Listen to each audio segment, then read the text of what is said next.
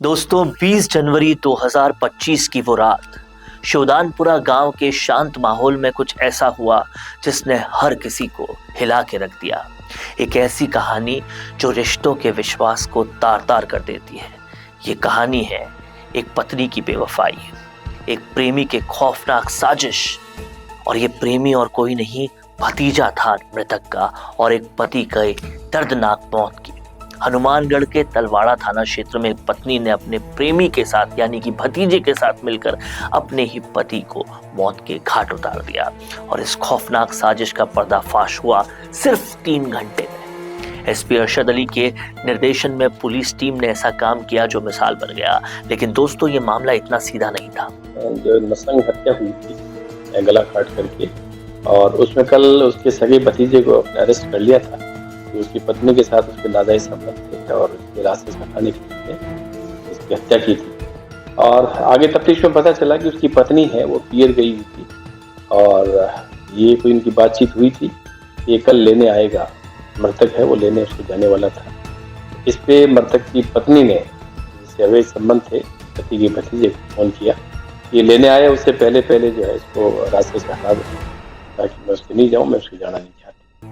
और इस तरह से इसके फोन के बाद में इसने रात मौत के घाट था।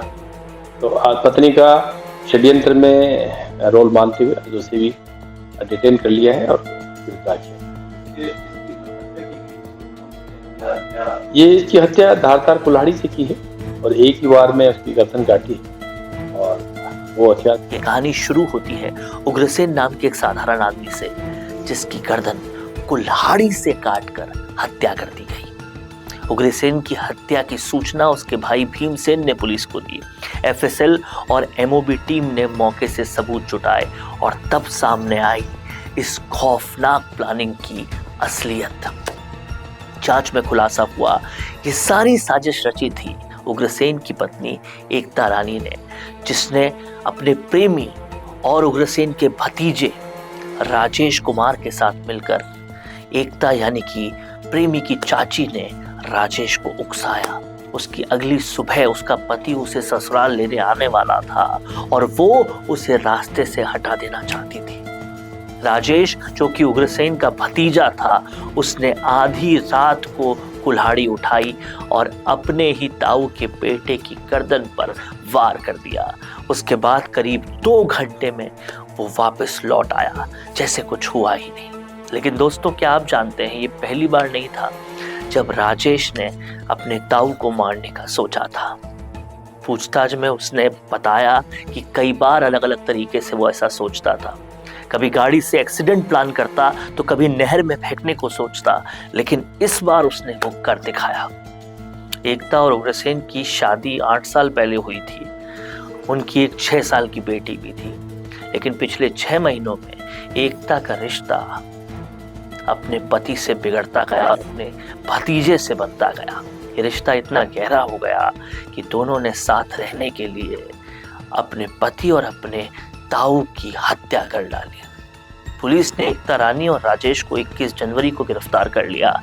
तलवाड़ा थाना क्षेत्र की टीम, जिसमें थाना प्रभारी रजनदीप कौर और उनकी टीम शामिल थी, इन्होंने इस केस की इतनी तेजी और सटीकता के साथ सुलझाया इसे कि पूरे इलाके में इनकी तारीफ हो रही थी।